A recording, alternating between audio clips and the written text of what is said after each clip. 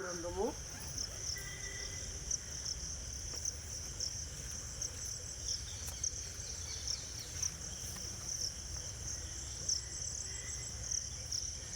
12వ అధ్యాయము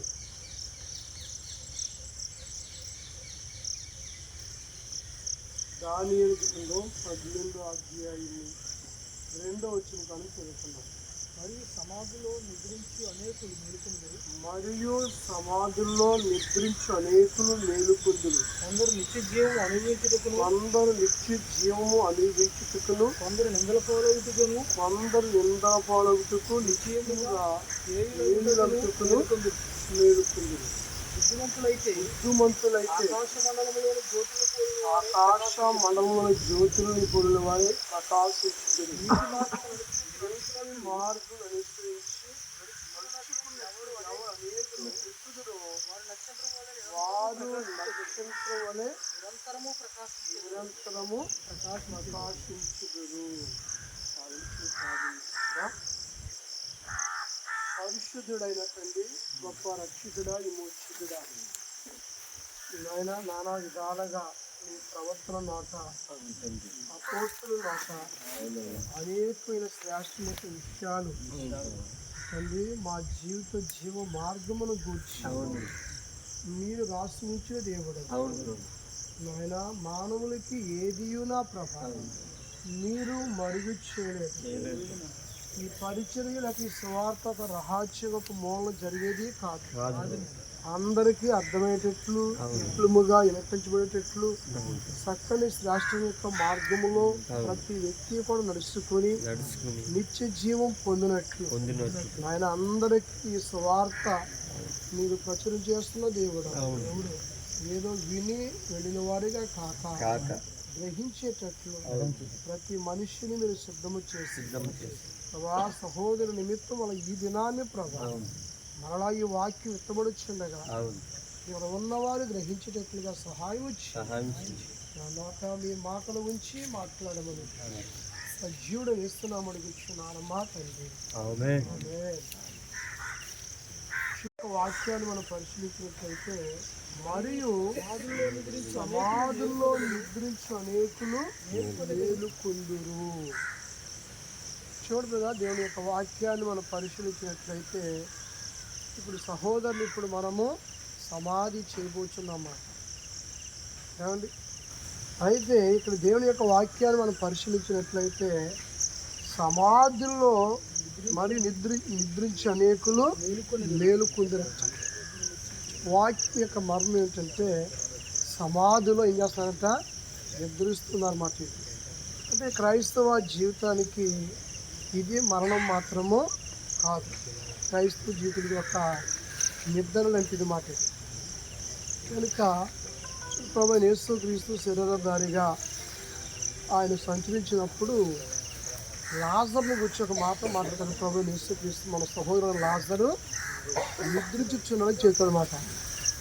ఆయన మనం మేలు కొలప వెళ్ళదము రండి అని చెప్పి లాజరుని గురించి మాట్లాడుతున్నాడు యేసు ప్రభు. అయితే వాస్తవానికి లాజరు చనిపోయారు, అప్పటికి సమాధి కూడా చేయబడ్డాడు. 4 దినములైంది అప్పుడైతే. కానీ యేసు ప్రభు ఏం చెప్పారు, మన సహోదరుడు లాజరు నిద్రించుచున్నారు చెప్పారన్నమాట. అయితే ఆ విషయం ఎవరికి అది అర్థం కాలేదు. అలాగే మీ సహోదరికి కూడా నిద్ర మాట ఇది మరణం అనేది మాత్రము కాదు. అయితే ప్రభువైన యేసుక్రీస్తు వారు మరలా ఆయన ఆత్మరూపుగా ప్రధాన దూత శబ్దంతో భూమి మీదకి వచ్చినప్పుడు ఈ సమాధులన్నీ తెరబడతాయని చెప్పి యోహాను సువార్తలో స్పష్టంగా ఆ విషయం అనేది రాయబడ్డారు. అయితే సమాధుల్లో నిద్రించి వారు మేలుకుందినట్టు అందరూ అంటే ప్రతి ఒక్కరూ కూడా మేలుకుంటారు.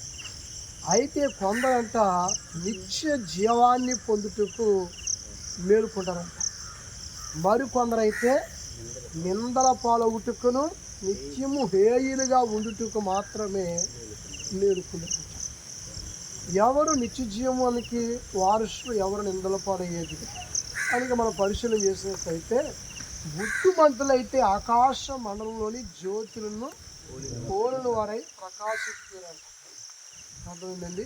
చాలామందికి బుద్ధి అనేది జ్ఞానం అనేది ఉండదన్నమాట. అంటే బుద్ధి లేని వారు ఎవరి ఇష్టానుసారంగా వారు జీవిస్తారంటే చాలామంది ఏం చేస్తారంటే వారు చేయకూడని పని ఏదైనా చేస్తే నీకు బుద్ధి ఉంది ఏంటి అసలు, నీకు జ్ఞానం ఉంది ఏంటని చెప్పి ఏం చేస్తారు, తల్లిదండ్రులు లేని వారు లేక అన్నదమ్ములు లేని వారు పెద్దలైన వారు గర్దిస్తారన్నమాట. ఈ బుద్ధి లేని పనులు చేస్తాడు వీడు, జ్ఞానం లేని పనులు చేస్తాడని చెప్పి అది మనుషులకి అనుగుణంగా అనుకూలం లేని యొక్క తప్పులు ఏది చేస్తేనే కానీ ఆ వ్యక్తిని ఈ అమ్మాయికి బుద్ధి లేదు వీడికి బుద్ధి లేదు అని వాడిని ఏం చేస్తారంటే గర్దిస్తారన్నమాట. అయితే దేవుని యొక్క వాక్యం అనేది ఏం చేస్తుందంటే బుద్ధి అనేది మనిషికి ఉన్నట్లయితే ఆ మనిషి గంట ఆకాశంలో జ్యోతులు అంటే జ్యోతి అనగా పగల నిలుటకు దేవుడు సూర్యుడిని పెద్ద జ్యోతిగాను రాత్రి నిలుటకు చంద్రుడిని చిన్న జ్యోతిగా నియమించాడన్నమాట. వాటి వల్లే ప్రకాశిస్తారంట బుద్ధిమంతులు అయితే. అయితే ఇంకా దేవుని యొక్క వాక్యం ముందు జ్ఞానించినప్పుడు నీతి మార్గమును అనుసరించి నడుచుకున్నట్లు ఎవరు అనేకులు త్రిప్పుదరో వారు నక్షత్రము వలె నిరంతరమును ప్రకాశించారంట వారు. అదేంటండి ఏమిటి నక్షత్రం అంటే బుద్ధిమంతులు అంట అనేకులంట నీతి మార్గాన్ని అనుసరించినట్లు వాళ్ళు త్రిప్పుతారంట. ఏంటి నీతి మార్గం అంటే నేనే మార్గమును సత్యమును జీవమును అని చెప్పారన్నమాట. ఎవరైతే అనేకులను ప్రభువైన యేసుక్రీస్తు వారి తట్టు వారు త్రిప్పుతారో వారు కూడా యేసుక్రీస్తు వలె నక్షత్రాలు కాదు నక్షత్రము వలె అంటే యాకోబులో నక్షత్రం ఉదయించిన సంఖ్యాకాండంలో రాయబడింది అన్నమాట. ఈ నక్షత్రం ఎవరంటే ప్రభు అయిన యేసుక్రీస్తు వారి మాట. చూడండి, ప్రభు అయిన యేసుక్రీస్తు వారి కూడా ఆయన యొక్క విషయంలో రాత్రి లేదు పగలు లేదు, నిత్యము నిరంతరము ఆయన యొక్క నీతి ఆయన యొక్క స్వార్థ అనేది కూడా ప్రచురించబడతానే ఉందన్నమాట. ఎనీ టైము ప్రపంచవ్యాప్తంగా కూడా కొన్ని దేశాల్లో టయాలు మార్పులు ఉంటాయన్నమాట.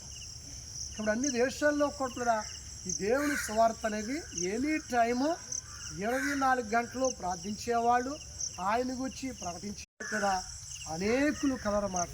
అలాగే ఎవరైతే ఆ నీతి మార్గమును అనుసరించినట్లు అనేకుల్ని త్రిప్పుతారో వారు ఆ నక్షత్రం వలె ఉంటారంట. అలాగే మన సహోదరి మరి ఎస్తేరు తన అనుభవంలో గొప్ప విశేషం ఏమిటంటే మరి అప్పటికీ ఆమె యేసుక్రీస్తుని తెలుసుకుని మరి సామాన్యంగా ఈ ప్రాంతాల్లో సంఘానికి వెళుతుండేది. మరి అలాంటి దినాల్లో మరి సహోదరికి ఈ మారు మనసు అనుభవం గురించి తెలిసినప్పుడు ఈ సహోదరి మరి యొక్క సహోదరి ఏం చేస్తారంటే ప్రార్థన చేయాలి, ఏమని సరే ఆ పరిచర్య మన మధ్యకి రావాలి అని చెప్పి వీళ్ళు 3 దినాలు ఉపవాసం ఉండి ప్రార్థన చేద్దాం ఆ పరిచర్య మన ప్రాంతానికి వచ్చేటట్లు అని చెప్పి వీళ్ళు ఏం చేస్తారంటే ప్రారంభ దినాల్లో మరి ఉపవాసం ఉండటం అనేది జరిగిందన్నమాట. అంటే ఆ సేవకులు మధ్యకి రావాలి ప్రభా, ఆ పరిచర్య మా మధ్యకి రావాలి అని చెప్పి. అయితే వీళ్ళు ఏ రోజైతే మన ఉపవాస ప్రార్థన స్టార్ట్ చేశారో అదే రోజు ఆ స్థలానికి మీరు రావటం జరిగినప్పుడు వాళ్ళు చెప్పారన్నమాట, అయ్యా ఇక మీ కొరకే మీరు రావాలని ఈ మారు మనసు అనుభవం గురించి అనేక విషయాలు తెలుసుకోవాలని 3 దినాలు మేము ఉపవాసం ఉండి ప్రార్థన చేయడానికి మేము నిశ్చయించుకున్నాం అని. కాబట్టి నేను ప్రార్థన చేయడం ఉన్నప్పుడు ఉంటామని చెప్పినప్పుడు నేను చెప్పాను మీరు వచ్చేసాం కనుక నేను ప్రార్థనకు అవసరం దేవుని కార్యం చేయని చెప్పి వాళ్ళు ప్రార్థన అభ్యర్థించిన దినాన్ని కొన్ని విషయాలు ప్రభువైన యేసుక్రీస్తుని గురించి వారికి వివరించడం జరిగినప్పుడు వారు మారుమనసు పొందారు. మారుమనసు పొందటమే కాదు కానీ అనేకులను మరి ప్రాంతంలో మరి వాళ్ళ బంధువులైన వారిని అలాగే వాళ్ళ కుటుంబ సభ్యులని గ్రామస్తులను కూడా ఎందరినో మరి సహోదరి ప్రభు తట్టు త్రిప్పినట్లు మనం గుర్తించవచ్చు. ఇదనే అన్నట్లు సేవ కూడా వారు చేస్తూ ఉన్నారు. కారణం ఏంటంటే ఆమె చక్కగా మరి తెలియనప్పుడు తెలియని దృష్టిలో బ్రతికిన యేసుక్రీస్తుని గురించి తెలుసుకున్నప్పుడు చక్కగా మంచి బుద్ధిమంతురాలుగా మార్చబడి ఇంక ఈ లోకంలో డబ్బు కోసం ధనం కోసం ఎప్పుడు కూడా అస్సలు మా అన్నయ్యలకు మంచి జాబులు ఉన్నాయి కదా అని దాని గురించి ఎప్పుడు మా తమ్ముడు జాబే చేయాలి అని ఆశించిన, నా తమ్ముడు సేవ చేయాలి అని చెప్పి ఎప్పుడు కూడా చిన్న లోపత్వం ఉన్నా కానీ నేను చెప్పేదయ్యా నా మీద మనసు పడేసినారా మీరు కూడా గద్దించండి అయ్యి మా తమ్ముడిని అని చెప్పి మా మరదలు ఎలా అంటే మనసు పడేస్తుంది మీరు కూడా గద్దించండి అని చెప్పి నాకు ఫోన్ చేసి మరలా ఈ విషయాలు చెప్పారన్నమాట. ఎందుకంటే ఆమె జీవితంలో వాళ్ళ అన్నగారు తమ్ముడు ఏదో డబ్బు సంపాదించాలి, ధనం సంపాదించాలి, నాకేంటి అనుకోలేదు. కానీ మా అన్నయ్య మారాలి, మా వదిన మారాలి, మా తమ్ముడు కూడా దేవుని పనిలో సాగాలి, మా అక్కల కుటుంబం మారాలని చెప్పి ఎక్కువగా వాళ్ళ కొరకు ప్రార్థించింది మాట. ఎక్కువగా మరి సంఘము కొరకు మరి మొరపెట్టడం అనేది తన జీవితంలో జరిగింది మాట. కానీ అవి బలహీనరాలే కానీ బలమైన కార్యాలు చేయటానికి దేవుడు ఆ బలహీనమైన దేహాన్ని వాడుకొని దేవుని ఆత్మ ఈ ప్రాంతాల్లో గొప్ప కార్యములు ఆమె ద్వారా జరిగించుకుంది. చూడండి, ఈ ప్రాంతాలు అనేకులు స్త్రీలు పురుషులు బలవంతులు ఉన్నారు. కానీ ఆ బలాన్ని పాపానికి లేక అర్థమైన దానికి వారి కేటాయించుకుని వారి జీవితాల్ని నిందల పాలవుటకు నిత్యము హేయముగా చిచ్చి ఆ ఉత్సవాల దగ్గర ఎత్తొద్దు. ఇప్పుడంటారు అలాంటి దాని ఉసుల దగ్గర ఎత్తొద్దు అంటారన్నమాట. అలాంటి ఉసుల దగ్గర ఎత్తదు అంటే హేయమైన వ్యక్తి అని దానికి అర్థం. చాలామంది హేయమైన వ్యక్తులుగా బ్రతుకుతారు, త్రాగుతారు, తింటారు, వేస్ట్గా బ్రతుకుతారు. నేను చెప్పాను రాత్రి గలస్థానంలో దానికి ఈ సమాధి కార్యక్రమం మాత్రం తాగిడని మాత్రం కనబడకూడదు, అలాంటి వస్తే మాత్రం ఒప్పుకొని చెప్పాను మాట. ఎందుకంటే చాలామంది త్రాగటాకే వస్తారు వాడి స్థలాలకి. ఉన్నవాడు సత్తే త్రాగటాకే అటు నుంచేమో సచ్చోడు మూసుకొస్తారు, ఇటు నుంచేమో ఆడు మూసుకొస్తారు ఇంటికి. మళ్ళీ ఈ తాగిపోయాడు ఏమికి బుద్ధి లేదు మాట. భార్య ఉంటుంది, పిల్లలు ఉంటారు, వాళ్ళు ఏమైపోతారు, పిల్లడు ఏమైపోతాడు, కొమార్తె ఏమైపోతుంది అన్న గ్రహింపు కూడా బుద్ధి లేని మనుషులకి ఉండదన్నమాట. అలా తాగి వాళ్ళ ఆరోగ్యాలు పాడు చేసుకుని ఈ కష్ట విషయంలో ఒళ్ళెప్పులు అయిపోయి ఇంకా తాగుతారు. కానీ ఈ త్రాగటం వల్ల ఆరోగ్యం పాడైపోయిందే, దీనివల్ల నాకు ఆరోగ్యం సరిలేక ఒళ్ళెప్పులు వస్తున్నాయి, నేను మంచి ఆహారం పుచ్చుకుంటే ఈ ఒళ్ళెప్పులు నాకు ఉండవు కదా అన్న గ్రహింపు ఉండదు. ఎవడో బుద్ధిహీనుడు చెప్తాడు అన్నమాట, సరే ఒళ్ళు ఎప్పుడుగా ఉన్నాయా కొంచెం శుభ్రంగా పాలుతాగని చెప్పడం, మందు తాగి హాయిగా ఇద్దరు పడతాను చెబుతాడన్నమాట. అలాగే వారి జీవితాన్ని తన కుటుంబాన్ని బిడ్డలను కూడా ఈ దినాన్ని పాటు చేసుకుని లాస్ట్కి వారు హేయమైన వ్యక్తులుగా మార్చబడి పిల్లలను కూడా హేయమైన వ్యక్తులుగా మార్చేసే వాళ్ళు చాలామంది ఉన్నారన్నమాట. కానీ సహోదరి అయితే బుద్ధిమంతురాలుగా ఉండి చక్కగా తండ్రిని మార్చుకుంది, తల్లిని మార్చుకుంది, తమ్ముడిని మార్చింది, మరదలను మార్చింది. అలాగే అక్కని కుటుంబ సభ్యులు అనేకుల్ని దేవుని తట్టు గ్రామాన్ని కూడా ప్రభు తట్టు త్రిప్పిందన్నమాట. కాబట్టి ఆమె సాక్షిగా నిత్యము ప్రకాశించేటట్లు దేవుడు ఈ దినాన్ని ఇంతమంది మధ్య బలహీనరాలే కానీ ఆ బలహీనరాలను దేవుడు బలమైన కార్యాలు చేసుకున్నందుకు ఈ దినం ఇంతమంది ఈ స్థలానికి దినమే. ఒకవేళ ఆదివారం కాకపోతే అసలు ఎంతమంది స్త్రీలు వచ్చినో అసలు ఈ దినాన్ని నేను అడిగాను, ప్రభా ఆవిడ అవకాశం ఈ ప్రభా సోమవారం నాడు నాకు ఇంచని చెప్పి ప్రార్థన చేశాను. ఆయనను ఆమె యొక్క విలువైన యొక్క శ్రేష్ఠునికి సాక్షి కాబట్టి ఈ స్థలానికి ఆదివారం రోజులు కూడా నేనైతే అసలు రాను, నేనైతే అస్సలు నేను ఎక్కడికి వెళ్ళను, మన సహోదరుని పంపుతాను సమాధి కార్యక్రమానికి. కానీ ప్రియమైన వ్యక్తి కాబట్టి ఈ వ్యక్తులు అనేకులు మారారు కాబట్టి నా కుటుంబం సైతం కూడా రావటానికి దేవుడు ఆమె యొక్క నీతి క్రియను బట్టి ఆమె యొక్క బుద్ధిని బట్టి ఈ స్థలానికి రావటం జరిగింది మాట. కాబట్టి కూడా బ్రతుకున్న సాక్ష్యము కంటే చనిపోయిన తర్వాత సాక్ష్యము ఎప్పుడు స్థిరముగా ఉంటుంది. బ్రతుకుండగా నీవు కొంచెం ప్రభు కొరకు బ్రతికితే చనిపోతే ఆ సాక్ష్యం ఇక అలా నిలిచిపోతాడు భూమి మీద. అది ఎప్పుడు కూడా ప్రచురించబడుతుంటుంది అన్నమాట. కాబట్టి బ్రతుకుల దినాలుగా నీతి మార్గమును అనుసరించేటట్లు ఏమిటి నీతి, ఏమిటి జీవ మార్గం అని గ్రహించి గుర్తించి అనేకులు మన ప్రభుత్వత్తు త్రిప్పగలిగినట్లయితే మనం ఒక దినాన్ని చనిపోతాం. అలాంటప్పుడు ఎలా మన గురించి సాక్ష్యము సోదరికి గురించి ఎలా వివరించబడుతుందో, ఎలా అనేకులు పశ్చాత్తాపడుతున్నారో అలాంటి శ్రేష్ఠుని యొక్క అనుభవాన్ని కూడా మన జీవితాల్లో కూడా మనం చూడగలుగుతాం. మీరు ఎంత డబ్బు ధనము సంపాదించినా అది మాత్రం నీతో మాత్రం రాదు. మనుషుల యొక్క నీతి క్రియలే, వారి శ్రేష్టతలే వారి వెంట. సహోదరిని దినా నుంచి మరి మీరు రామేశ్వరంలో వానపిల్ల జ్ఞాపం చేసుకుంటే అక్కడ నీతి క్రియలన్నీ బయటకు వచ్చేస్తాయి. ఆమె ఎలా జీవించిందో, ఎలా బ్రతికిందో, దేవుడు కూడా ఎలా సాక్షి ఇచ్చిందో అవన్నిట్లో ఆమె ద్వారా మార్పులు సాక్షిస్తారు. ఆమెను గురించి తెలిసిన వాళ్ళు కూడా సాక్షి ఇవ్వటం అనేది మాత్రం అందరిలో జరుగుతున్నారు. కాబట్టి అలాంటి సాక్ష్యం కూడా బ్రతుకుండగానే మన బలహీనంగా ఉన్న మంచి సాక్ష్యం, బలమైన సాక్ష్యాన్ని మనం పొందుకోవాలన్నది దేవుని యొక్క ఉద్దేశమైనది. ప్రార్థన చేసుకుందాం. ప్రతి ఒక్కరు కూడా ప్రార్థన చేసుకుందాం. సజీవించిన ప్రార్థన చేయి. పరిశుద్ధులైన తండ్రి, సర్వశక్తి కలిగిన మా దేవ, గొప్ప దేవుడా, నీ సన్నిధిని సాహసం కొరకే వందనాలు దేవా. ఇగో మా సహోదరు గురించి ఎంతగానో నా ప్రభావ శ్రేష్టమైన మాటలు వింటానుకును, అదే విధంగా మేము నా బ్రతుకు దినములు గడుపుకోవటానికి శ్రేష్టమైన మాటలు మాకు వినిపించారయ్యా. అందరిని బట్టి నీకు శృతులు, నీకు స్తోత్రాలనైనా. సహోదరు మా మధ్యలో లేదు కానీ నీ సన్నిధికి ఆ ఆత్మను మీరు చేర్చుకుని విడిసినటువంటి బంధువులు, తల్లిదండ్రులు, వాళ్ళ రక్త సంబంధాలకు ఓదార్పును దయచేసి దేవా మాకును మీరు తోడేయండి. సమాధ అలంకరణలో తోడేయండి. నీ కృప చేత పరిశుద్ధుల చేతుల మీద ఈ అలంకరణ జరిగినట్లుగా మీరు ఈ కృప చూపించమని నా ప్రార్థనలు ముద్రయమని వేసే ఘనమైన నామాన్ని కూడా ప్రార్థిస్తున్నాను తండ్రి. కుమార్ ప్రాంజీ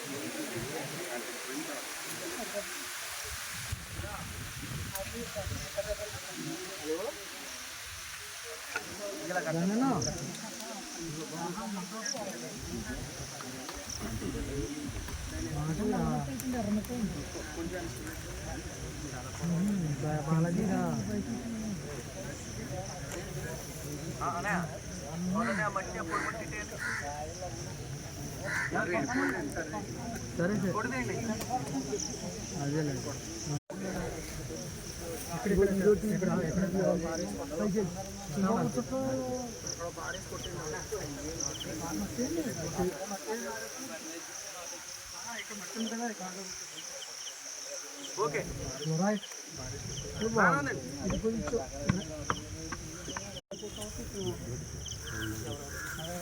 లాంటి తిరిగేస్తాడు.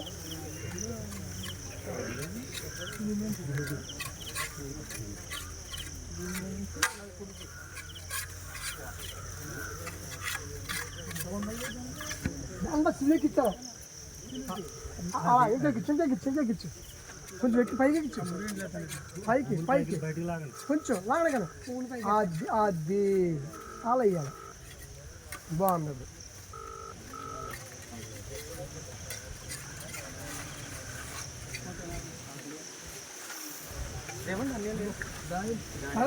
అన్నీకి అది బాగోదు బాబా.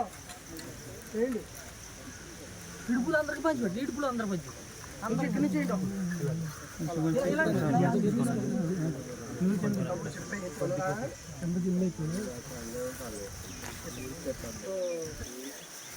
అయిపోయిందా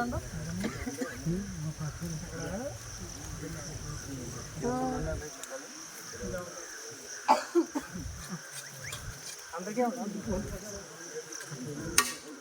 చిన్న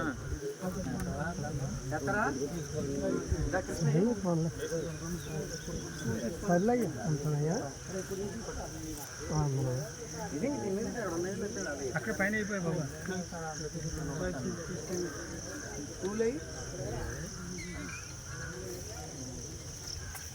పూలు తీసుకురా సరేనా. అది కావాలన్నా పూలు అయినట్టు రండి, మరి అయిపోతాయి. పూలు ఏమిటి రావు. ఫాస్ట్ బాబు రావాలి. కనిపించండి ఎవరన్నా వచ్చినాయి చుట్టాల బంధువులు.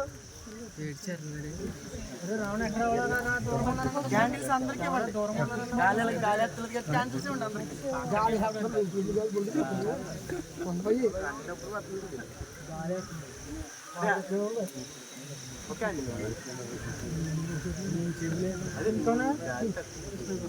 అక్కి పెట్టేది అందులోనే ఉంటుంది చూడండి. ఏమి చిన్న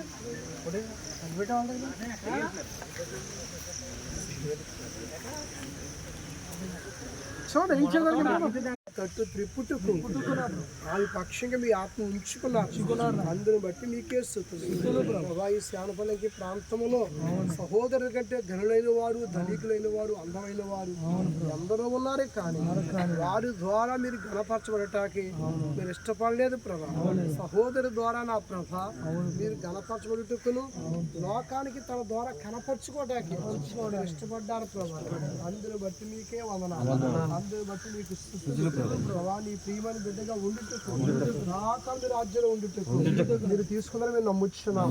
అందుని బట్టి నీకే స్తుతులు ప్రభా. ఈ శ్రేష్ఠని కనుమలో ఈ సమాధి కార్యక్రమం వచ్చిన సహోదరులు అందరి కనపరచబడినట్లు ప్రతి మనిషిని బుద్ధిమంతుడిగా మార్చండి. వారిని బట్టి భార్యలు సంతోషించాలి అయా, బిడ్డలు సంతోషించాలి, గ్రామం సంతోషించాలి, అనేక కుటుంబాలను అతని స్వామిని ఎలాగైతే కట్టిందో సమాధి కార్యక్రమం వచ్చిన అందరూ నా ప్రభా అనేక కుటుంబాలను కట్టేవారు, నీ పనివారిగా, నీ పనిముట్లుగా, సొత్తుగా, నీ ప్రజలుగా ప్రతి ఒక్కరు మీరు సిద్ధపరచండి. ఈ మంచి కార్యానికి సమ్మతించిన ప్రతి కుటుంబాన్ని దీవించి, ఈ కార్యక్రమం వచ్చిన ప్రతి కుటుంబాన్ని ఆశీర్వదించి నీ కృపలో నీ ధనం నిలబెట్టమని, ఇంకా జరగవలసిన కార్యక్రమం అంతయు నా ప్రభా సంతోషకరంగా, సమాధానకరంగా, ఆదరణకరంగా జరిగించి అలాగే నాన్నగారికి, తల్లికి ఆదరణ దయచేసి, సహోదరుడికి, నా అక్క కుటుంబానికి కూడా ఆదరణ దయచేసి, బంధువులకి, మిత్రులకి, సంఘ సభ్యులకి వాదార్పు దయచేసి, సహోదరి యొక్క లేని లోటు ఎక్కడా లేకుండా ఆమె యొక్క సాక్ష్యం ఎల్లప్పుడూ నాయన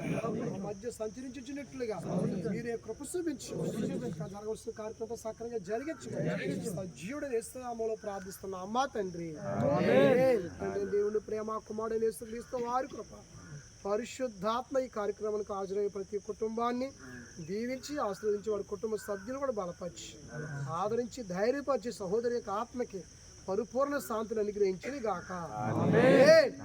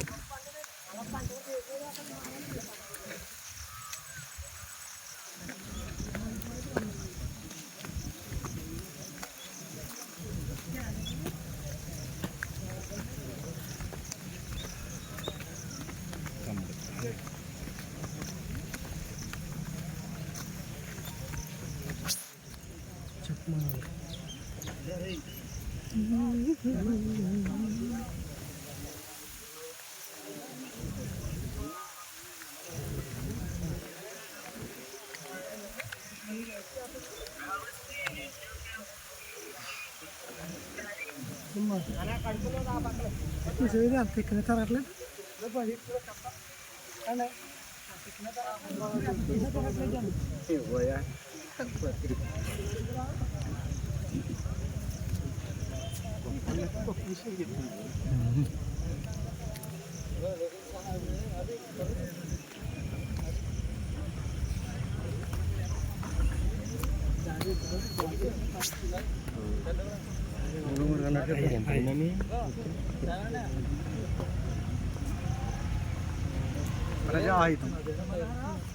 అక్కడి నుంచి రాలేదు.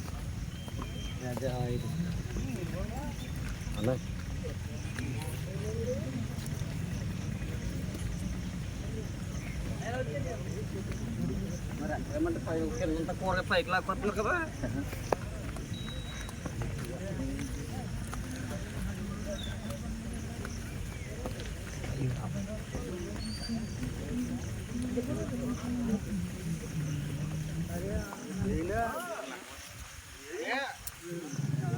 చూడు ఉందండి రండి మా తొమ్మిదికి వెళ్ళండి.